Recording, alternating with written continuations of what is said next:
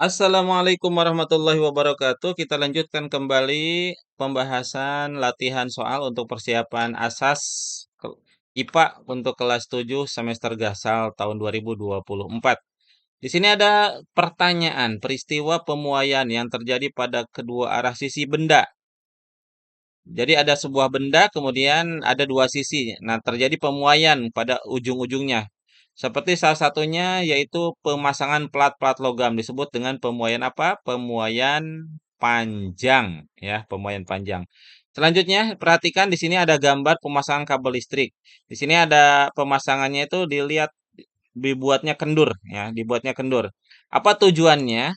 Nah, tujuannya itu yaitu ketika cuaca dingin, kabel listrik ini tidak putus karena menyusut, terjadi penyusutan. Karena kalau misalnya cuaca dingin terjadi penyusutan. Kalau cuacanya panas terjadi pemuaian.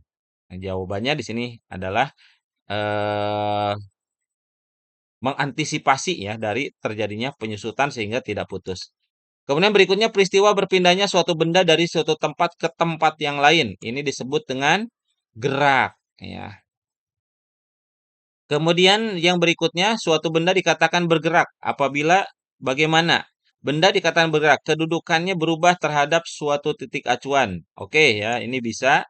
Kecepatannya berubah sedikit demi sedikit. Tidak juga ya. Laju benda tersebut semakin cepat, belum tentu ya. Letak benda tersebut berubah-ubah. Enggak ya. Jadi ya paling tepat adalah yang A. Selanjutnya, perubahan kedudukan yang diukur dari titik awal sampai titik akhir suatu benda disebut dengan perpindahan. Ya, perpindahan. Jadi perpindahan itu yang diukur itu hanya perubahan posisi akhirnya saja. Perubahan dari titik awal sampai titik akhir. Selanjutnya, panjang lintasan yang ditempuh oleh suatu benda seluruhnya. Ya, lintasan ini diukur, maka disebut dengan jarak. Ya. Lanjut, jika sepeda bergerak dari titik A ke titik B selama 20 detik, jaraknya adalah 100 meter, maka kecepatan sepeda adalah, kita lihat di sini di soal ya, 20 detik. Nah, 20 detik berarti di sini ada waktu ya. Waktunya 20 detik.